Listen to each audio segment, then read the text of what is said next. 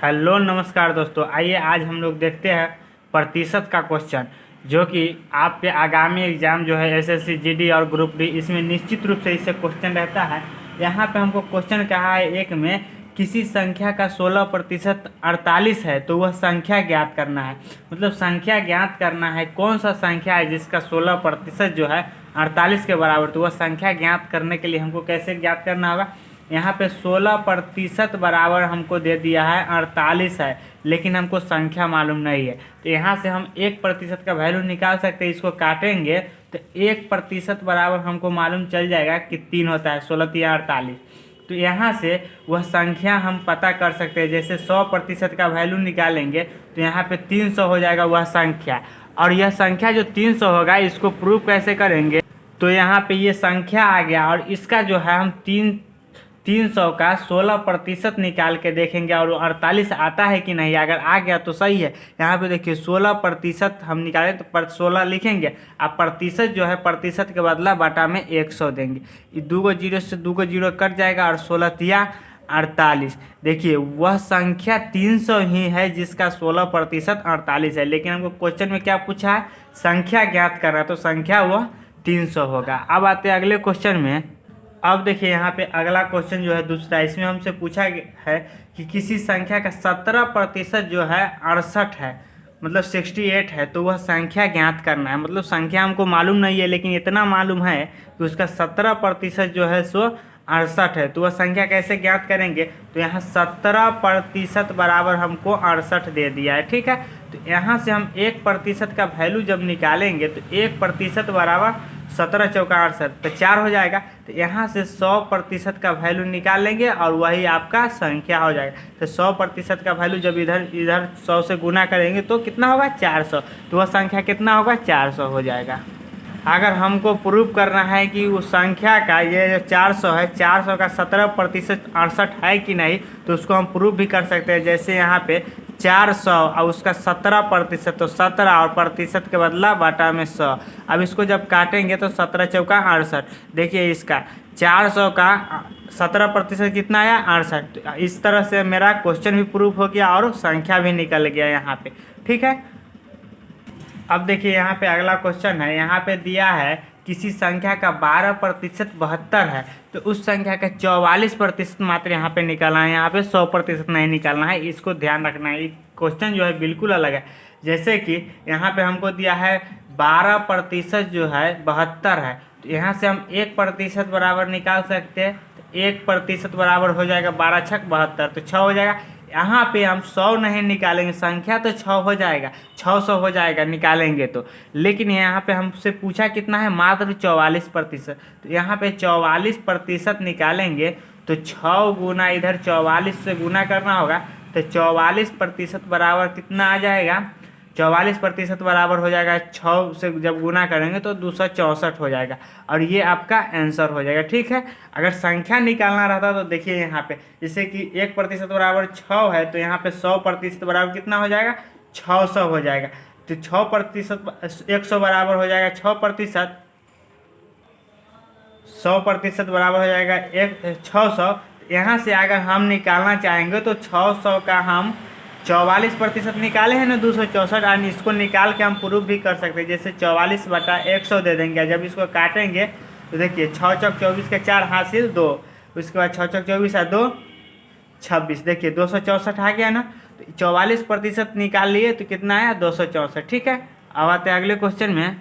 अब देखिए दोस्तों अगला क्वेश्चन यहाँ पे है, किसी कक्षा में 75% विद्यार्थी पास हुए। मतलब कक्षा में हमको कि जितना भी रहा हमको कितना मान के चलना है, 100। तो यहाँ पे उसमें से हमको बताया है कि ये 75% विद्यार्थी पास हुए। तो यहाँ पे तो एक होगा पास और दूसरा होगा फेल, ठीक है। ये दो को आपको लिखना है। अब यहाँ पे देखिए पास कितना हुआ है, 75%। तो 75% पास हो गया है और फेल कितना हुआ होगा, जब 75 पास हो गया तो फेल तो 25% हुआ होगा, है ना। अब कह रहा है कि 75% पास हुए और फेल छात्रों की संख्या 150 है। तो हमको यहाँ पे संख्या में दे दिया है छात्र कितना, तो 150। अब फेल वास्तव में हो रहा है 25%। इसका मतलब है कि ये जो 150 विद्यार्थी है ये 25% के बराबर है। फेल हो रहा है यहाँ पे और यहाँ भी फेल हो रहा है, तो यहाँ प्रतिशत में है, यहाँ पे विद्यार्थियों की संख्या दे दिया है, तो हमको फेल के बराबर फेल करना है। तो यहाँ पे 25% बराबर 150 विद्यार्थी फेल हो रहा है। तो यहाँ से हम 1% का वैल्यू निकालेंगे तो 25 छक्का 150 होता है। अब यहाँ पे जो कुल विद्यार्थी उसमें रहा होगा तो ये 75 भी रहा होगा और ये 25 भी रहा होगा, तब ना 100 हुआ। तो यहाँ से हम जब 1% का वैल्यू 6 निकल गया तो यहाँ पे 100% का वैल्यू हम निकाल सकते हैं आराम से। यानी कि उस कक्षा में टोटल विद्यार्थी कितना रहा होगा, 600। तो ये आपका आंसर हो गया। और हाँ, इससे आपको एसएससी जीडी जो है या ग्रुप डी इससे निश्चित रूप से क्वेश्चन आता है, ठीक है। इसीलिए इसको आराम से पढ़ने का कोशिश करिए, ठीक है। अब आइए दोस्तों, यहाँ पे अगला क्वेश्चन कह रहा है कि एक व्यक्ति है जो कि अपनी आय का 20% शिक्षा पे खर्च कर रहा है, 40% भोजन पे खर्च कर रहा है और 10% जो है किराया पे खर्च कर रहा है। यदि उसकी बचत 3600 रुपया है तो उसकी कुल आय ज्ञात करना है। उसको आय ज्ञात करने के लिए हमको क्या करना होगा, उस शिक्षा पे कितना पहले खर्च कर रहा है तो 20%।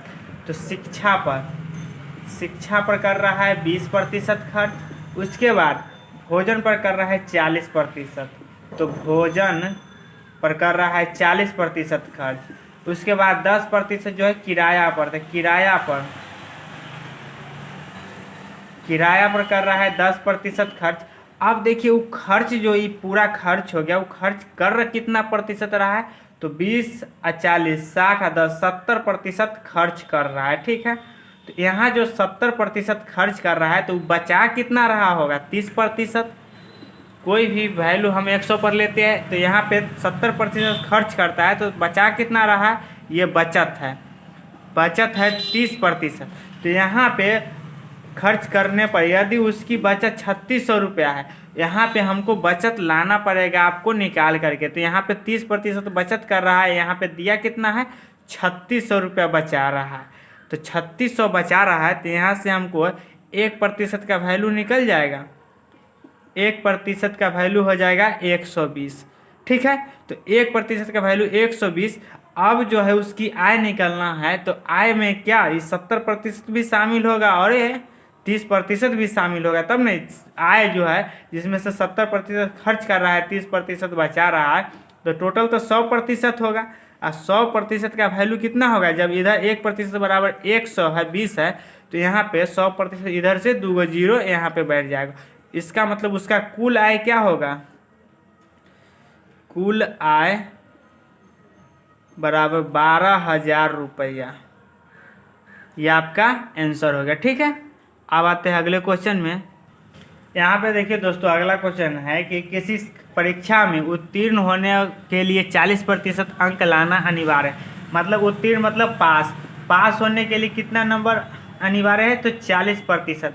अगर वो जो कोई स्टूडेंट है वो 40% अगर नंबर ले आता है तो वो पास हो जाता है। लेकिन यहाँ पे कह रहा है अनिवार्य है, यदि एक विद्यार्थी को 400 अंक मिले तो उसको अगर 400 अंक मिल रहा है तथा वह 80 नंबर से फेल हो रहा है, तो 80 नंबर से फेल हो रहा है मतलब कि 40% का नंबर नहीं हो रहा है। तो 40% जो नंबर नहीं हो रहा है तो इसमें हम 80 नंबर और जोड़ेंगे, तो यहाँ पे 480 नंबर अगर उसको होता तो उसको 40% नंबर हो जाता और वो क्या होता, पास हो जाता। तो यहाँ पे 80 नंबर से जो फेल हो रहा है तो इसको हमको जोड़ देना है इसमें, तब ना यहाँ पे 40% के बराबर होगा, तो 480 हो जाएगा। अब इसको जब काटेंगे तो इसको 1% का वैल्यू निकल जाएगा, 12 चक 48, तो 12%, 1% का वैल्यू 12 हो गया। यहाँ पे कुल पूर्णांक, परीक्षा पूर्णांक यहाँ पे पूछा है, मतलब कुल कितना नंबर का एग्जाम हुआ, तो यहाँ पे 100% बराबर हम निकाल लेंगे, तो यहाँ पे 12 और 00, तो 1200 का कुल एग्जाम हुआ था, ठीक है। अब आइए दोस्तों अगला क्वेश्चन देखते हैं। यहाँ पे बोला गया है कि किसी परीक्षा में उत्तीर्ण होने के लिए मतलब पास होने के लिए 50% अंक लाना अनिवार्य है। तो पास तब होगा जब उसको 50% अंक आ जाए। तो पास होने के लिए 50% अंक लाना अनिवार्य है, लेकिन वह 43% अंक मिले, उसको मिला कितना, 43% अंक मिला। मिले तथा वह 42 अंकों से फेल हो गया। उसको 43% अंक मिला और 42 नंबर से फेल हो गया, मतलब कि 50% में 42 नंबर उसको कम है। तो यहाँ पे देखेंगे तो अंतर कितना का है प्रतिशत में, तो प्रतिशत में है 7 का अंतर। अगर 7% उसको और हो जाता तो उसको कितना 50% हो जाता, और जब उसको 50% हो जाता तो वह पास हो जाता। तो यहाँ पे प्रतिशत उसको 7% कम है, और 7% नंबर में कितना कम है, 42 अंक से फेल हो जाता है। तो यहाँ पे 42 अंकों से फेल हो जाता है। तो यहाँ से 1% का वैल्यू निकल जाएगा, 1% का वैल्यू हो जाएगा 6। और यहाँ पे पूछा है तो परीक्षा पूर्णांक ज्ञात करें, मतलब परीक्षा कितने नंबर के हुआ था। तो यहाँ पे 100% का वैल्यू निकाल लेंगे और परीक्षा जो है उस 600 नंबर का परीक्षा हुआ था।